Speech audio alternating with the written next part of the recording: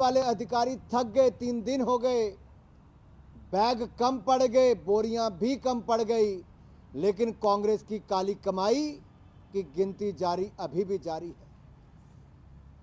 Congress, corruption, cash, ये तीनों एक साथ चलते हैं। कांग्रेस आई, करप्शन लाई और कैश की दिखाई आप सबने देखा ही है। कांग्रेस है जहां, करप्शन है वहां। ये आज की बात नहीं मैं कर रहा, आज़ादी के बाद सबसे पहला घोटाला हुआ। मैं इसलिए याद करा रहा हूं, पिछले दिन फ्लैग डे था और कांग्रेस की काली कमाई रक्षा घोटालों से शुरू होती है। जीप घोटाला नेहरू जी के समय, उस जमाने में करोड़ों रुपए का घोटाला, फिर बोफोर्स घोटाला राजीव गांधी जी के समय, और सोनिया जी, राहुल जी के समय तो सब रिकॉर्ड तोड़ दिए। अगुस्ता वेस्टलैंड से लेके अन्य घोटाले, अगर कांग्रेस के घोटालों की बात करें तो एक के बाद अनेक घोटालों की सूची सामने आती है। और तभी तो दर्द कांग्रेस को होता है, तभी तो नोटबंदी पर बार बार सवाल खड़े करते हैं, तभी तो ईडी और सीबीआई पर कांग्रेस सवाल खड़ा करती है। लेकिन सवाल मेरे भाई और बहनों ये है कि शराब घोटाला अगर आप छत्तीसगढ़ का देखेंगे, हजारों करोड़ का घोटाला है। महादेव ऐप पे हजारों करोड़ रुपए का घोटाला, और अब इनके ही सांसद का साथ लगते झारखंड में 200 करोड़ रुपया कैश मिल भी गया, गिनती जारी है। और राहुल जी और सोनिया जी, मेरा निवेदन ये रहेगा कि आप देश को बताएं कि ये सारे के सारे तार कांग्रेस के साथ ही क्यों जुड़ते हैं, और आप बार बार ईडी सीबीआई का विरोध क्यों करते हैं। एजीएल केस में बेल पर कौन है, और एक के बाद दूसरे कांग्रेस के नेता का नाम घोटालों में और करप्शन के मामलों में आता है। ऐसा कोई बचा नहीं जिसको कांग्रेस ने ठगा नहीं। मित्रों, अगर इनकी जहां जहां गठबंधन की सरकारें हैं, वहां के उदाहरण भी देखेंगे। ये सरकारें तभी टिकी है, और इंडी अलायंस भी ये तभी टिका है। घमंड तो इनका चूर चूर हो गया, लेकिन भ्रष्टाचार के नए नए रिकॉर्ड इन्होंने बनाने शुरू कर दिए। उत्तर प्रदेश में जैन बंधुओं पर जब कार्रवाई हुई थी और सैकड़ों करोड़ रुपए उनके यहाँ से पकड़े गए, और अभी पीछे ही 42 करोड़ रुपया कैश कर्नाटक में, बेंगलुरु में कांग्रेस के नेता के रिश्तेदारों के घर पे पकड़ा गया, और अब ये 200 करोड़ रुपए से ज़्यादा का प्रकरण आप सबके सामने है। ये कांग्रेस की काली कमाई एक के बाद दूसरी जनता और देश के सामने आई है। जनता से जो लूटा है, उस पाई पाई की भरपाई इनको करनी होगी।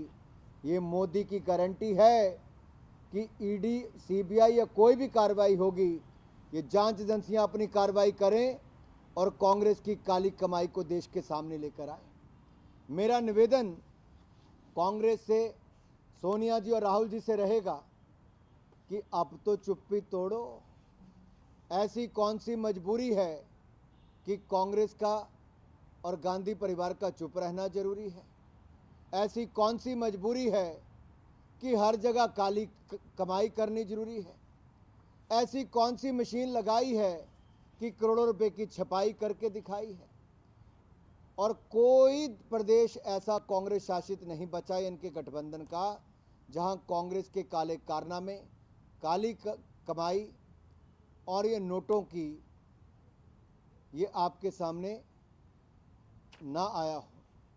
मुझे अंत में इतना ही कहूँगा कि ये दर्द राहुल जी का, सोनिया जी का साफ नज़र आता है नोटबंदी को लेकर, क्योंकि नोटों की गड्डियाँ एक नहीं, 9 अलमारियों में पाई जाती हैं, बेड में पाई जाती हैं, कोनों में पाई जाती हैं, और इतनी कमाई है जिसके लिए बोरियां, बैग, ये सब भी कम दिखाई पड़ता है, मशीनें भी गर्म पड़ जाती हैं। धन्यवाद।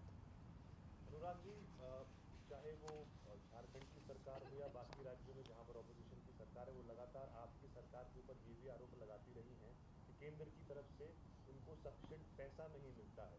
उनके साथ जो है वो आपके बाकी जो राज्य हैं उनकी तरह का होता, मतभेद होता है पैसों के मामले में? देखिए, वित्त मंत्री जी ने कल जो जवाब दिया राज्यसभा में, वो सारे कांग्रेस के और विपक्षी दलों के चेहरे बेनकाब करता है।